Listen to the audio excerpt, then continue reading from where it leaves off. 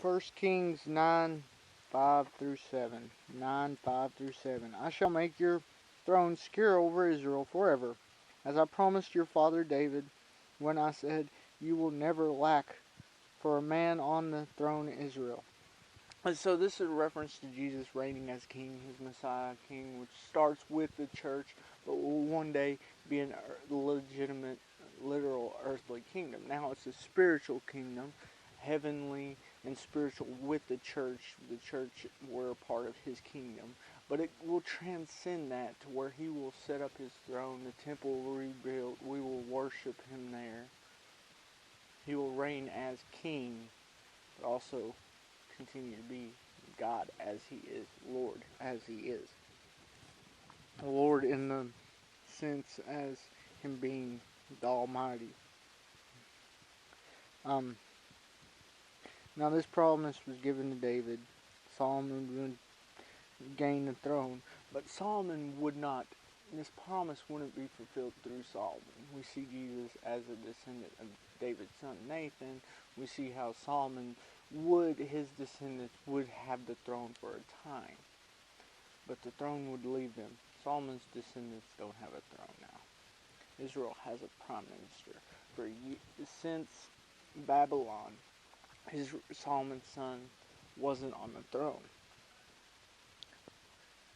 But David's son, Christ, was earthly descendant of David, even though he predeceased David because he was God. Him as a man was a descendant from the line of David. Adopted in as a son of Solomon, given him right to the throne, but not being a literal son of Solomon, sparing him from the curse that Solomon's descendants had.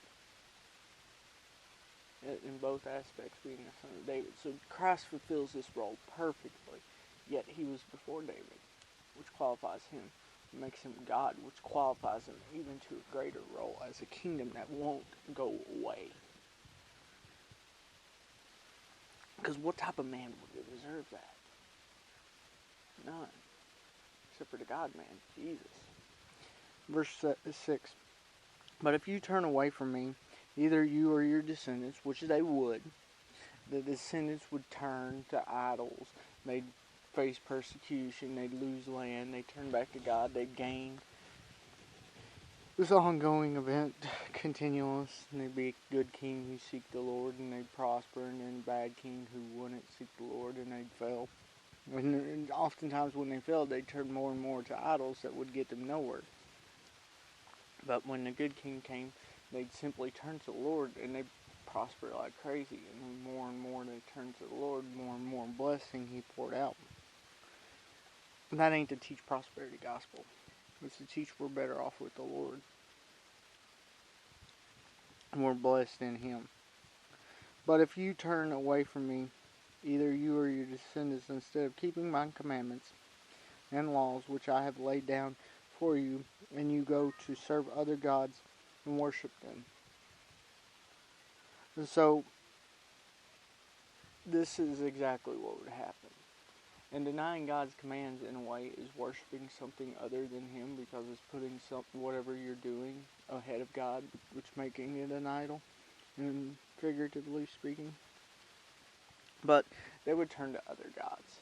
This is one of the reasons why they would remove these people from the land when they conquered it, so that they wouldn't be tempted. Yet they never did that. So the temptation remained there. In verse 7, then I shall banish Israel from the country. They'd go into exile in Babylon.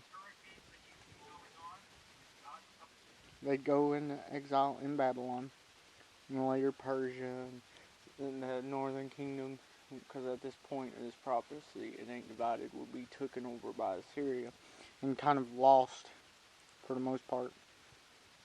Persia would allow them to go back to Israel, but yet no king would ever be set up. There's argument about Maccabee being a king, and he possibly could have, but he wasn't in fulfillment of the Messiah role, as we know in Scripture, because he don't fulfill the Scripture. He ain't in our Scripture. He's in Catholic. He ain't even in the Jewish Bible, which is the reason why he's not in ours. And if they found him to be Messiah so much, then he'd be in their scripture because he is. But he's not. They don't even see him as such. But he could have been a king. But he wasn't to fulfill it. Which I have given them, shall disown this temple. The temple would be actually tore down. Temple ain't here today because they ran from God. If they would have stayed and kept serving the Lord, the temple would still be there as a place to worship. Worship would be a little different in the temple because the sacrificial system was done away with when Christ died, but it'd still be a place of worship. It'd still be a place of holiness. The veil was torn, which meant it could symbolize a place of intimacy with God. We don't have to have that place, but it would still be there if they didn't rebel. But they did, and we're blessed as Gentiles because we can have the faith too, which I don't think God would have excluded if that wasn't part of his plan. We see people like Ruth who come to faith who is Gentiles. And the whole time, Rahab. Then I shall banish thee from the country which I have given them, and shall disown this temple which I have consecrated for my name, and Israel will be a proverb, a byword among all people. Until recently, about 50, 60 years ago, it was 40s, Israel didn't have a nation anymore.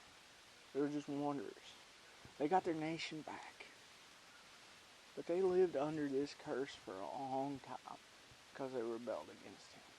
Eternity is so much longer. We, as believers, have turned to Christ, so we spend eternity with him. But there's so many who haven't done that.